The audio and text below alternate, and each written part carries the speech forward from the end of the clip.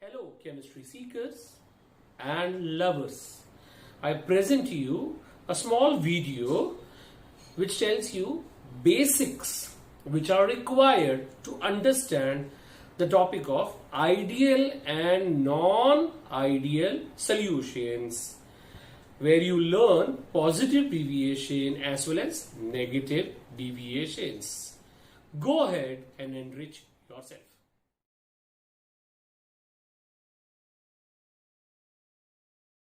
Hello student friends, today we will be learning a concept of ideal and non-ideal solution under the chapter of solution and colligative property. To understand this topic very well, we will require good understanding of basic concepts. One of that concept is intermolecular forces. Intermolecular forces are of various types like London force, dipole induced dipole force, dipole force, hydrogen bonding, iron dipole force, and in some cases like covalent bond too. These forces are more often popularly present within the molecule, therefore they are more often called as intramolecular forces. Intermolecular forces are forces between two molecules. Intramolecular forces are forces within the molecule. Weakest among all these intermolecular forces, London force, which is also called by other name like dispersion forces, also known as Keesom forces. Some unusual names also exist. Stronger than London force is dipole induced dipole force. London force is present in whether the molecule is polar or non-polar, while dipole induced dipole force is present only when the one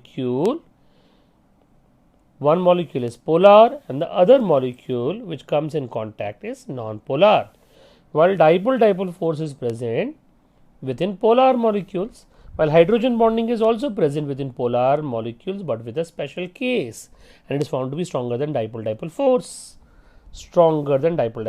Iron dipole force is found between an iron and a dipole like water, while covalent bond, ionic bond, metallic bonding are found to be stronger. The strongest is the extreme left, covalent bond, ionic bond, metallic bond, coordinate bond, and the weakest is London force. These three forces 1, 2 and 3 are collectively called as van der Waals force. These three weak forces, dipole induced dipole force and London force, are collectively called as van der Waals force. Now the question is, in which type of molecules is hydrogen bonding present? Hydrogen bonding. So it is remembered when hydrogen is covalently bonded to fluorine, oxygen, nitrogen or carbon which is sp hybridized or carbon attached to 3-chlorine on one side by a covalent bond, and on the other side it is attached or attracted by electronegative atom of fluorine, oxygen and nitrogen, then this dotted line, which is an electrostatic force of attraction, is called as hydrogen bonding. So what is the criteria for hydrogen bonding? Hydrogen should be covalently bonded to either of fluorine, oxygen, nitrogen, carbon which is sp hybridized or carbon attached to 3-chlorine on one side. Other side, it should have electrostatic force of attraction with fluorine, oxygen, nitrogen. On the other side, carbon sp hybridized and carbon attached to 3-chlorine is not allowed. Example, HF. If you see HF, single molecule, we all are aware hydrogen is delta plus, fluorine is delta minus. Hydrogen is delta plus, fluorine is delta minus. So there will be an electrostatic force of attraction between delta plus part of one HF molecule and delta minus part of other HF molecule, that's naturally fluorine. This electrostatic force of attraction is very well through lone pair of electron where electron density is very high.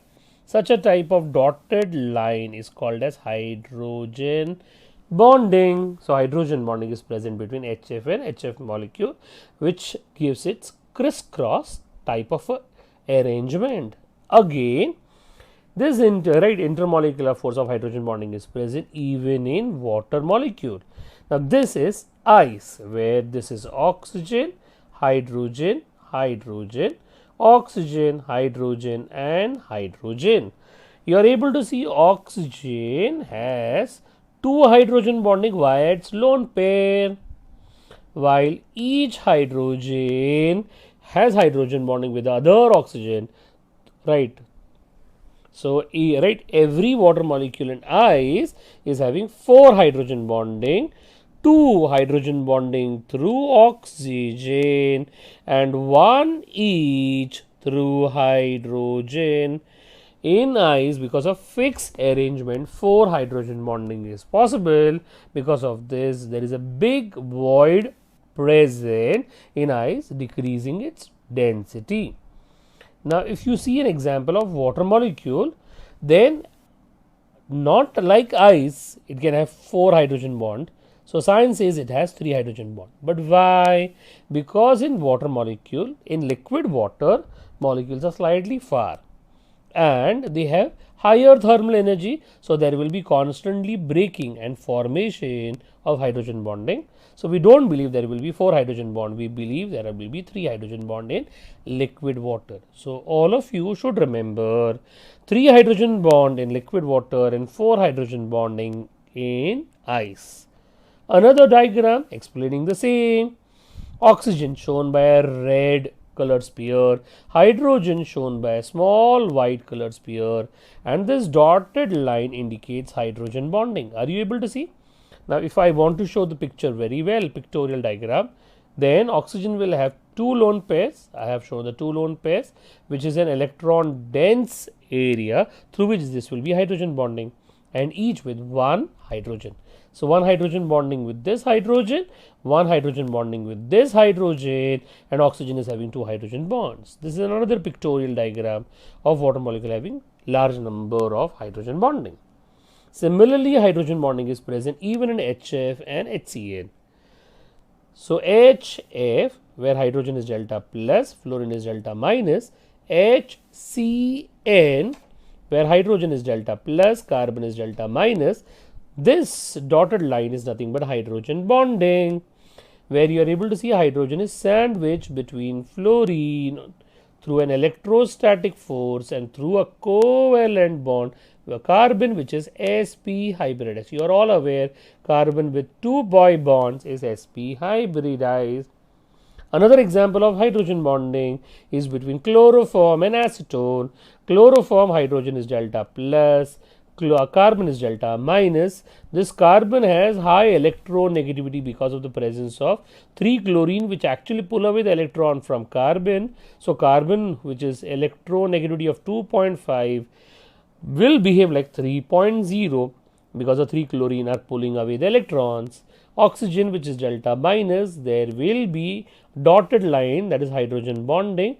Again, you are able to see hydrogen is sandwiched, right, by electrostatic force on one side with oxygen, carbon attached to 3 chlorine. It is also an example of hydrogen bonding.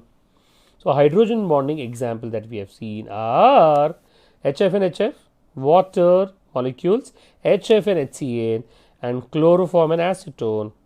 Now, we like to understand other interaction present in other liquid combinations. Imagine if you happen to take nitric acid and add to water, that means you have taken aqueous nitric acid. We know nitric acid behaves as an acid and water behaves as a base. So, nitric acid gives its H plus ions to water, itself becomes nitrate ion and water becomes hydronium ion. So, there will be an ionic bonding. What you are able to see, there is an ionic bonding present between water and nitric acid in the form of hydronium ion and nitrate ion. Similar thing will happen between HCl and water also. HCl behaves as an acid, water in comparison behaves as a base. HCl will give its H plus ions to water to become H3O plus and HCl will become Cl minus. Again, you are able to see there is an ionic bonding between HCl and water, ionic bonding. Now, water mixed with methanol, what kind of things will happen? This is water, which is having a constant hydrogen bonding. Methanol also has hydrogen bonding between its own molecules. This is methanol, it also has hydrogen bonding with its own molecule. This is delta minus, this is delta plus. There is a hydrogen bonding, delta plus, hydrogen bonding with others, like this, hydrogen bonding is there. But every methanol molecule is able to have only twice hydrogen bonding, while water, if you are aware, is having thrice hydrogen bonding. Now imagine you add methanol to water molecule, then methanol molecules will happen to come between water molecules also. So here in between there will be a methanol molecule. So what will happen to water? Hydrogen bonding will become reduced, because water was having how many hydrogen bonding? 3, and methanol is having how many hydrogen bonding? 2. Because methanol has come in between, there will be now hydrogen bonding between methanol and water, but now hydrogen bonding will be lesser than what is possible between water and water, which are quite smaller molecule. So what we are trying to say, if you add methanol to water, hydrogen bonding which was found in water will get reduced. Conclusion, if you mix nitric acid and water, they will have ionic bonding. If you take HCl and water, they will have ionic bonding, and if you add methanol to water, then water's hydrogen bonding will get reduced. Similarly, if you take phenol, phenol is acidic, weak acid, not a strong acid. Aniline is a weak base. Aniline C6H5NH2, aniline is a weak base. So when you mix them together, aniline is weak base by virtue of its lone pair.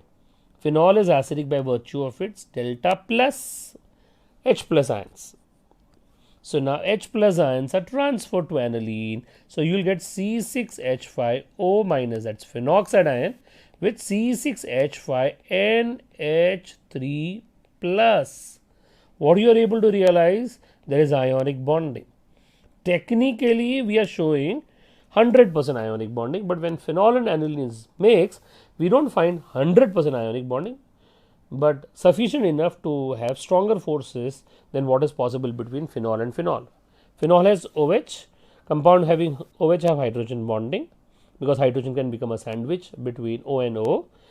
Molecules which have NH, they also have hydrogen bonding, but if you take phenol, phenol, hydrogen bonding, aniline, aniline, hydrogen bonding, but phenol, aniline, there will be ionic bonding.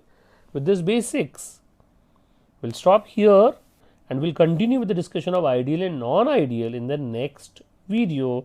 Those who have not understood can again go through this video, try to understand as much as basics as much as possible, so that understanding of ideal and non-ideal becomes quite easy. Thank you all of you.